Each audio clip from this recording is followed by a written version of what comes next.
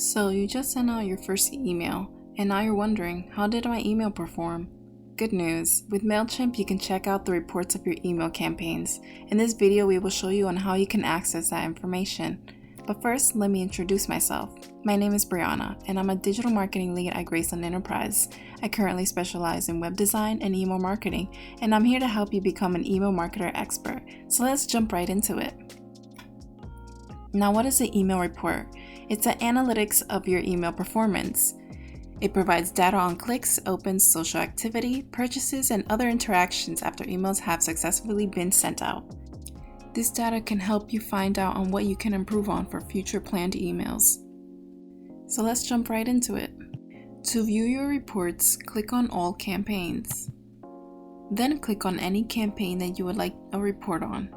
I will choose to view the report on your quarterly invited email by clicking the View Report button. Automatically, you're sent to the Overview section. Through this overview, you can look at open, click, bounce, unsubscribe rates, and other information such as orders and revenue if you run an e-commerce store. It also provides suggestions and tips to improve your email through Content Optimizer section, but you must have a standard plan to access the full information. If you continue on further down, you can also see campaign benchmarking against your competitors and see where you can improve.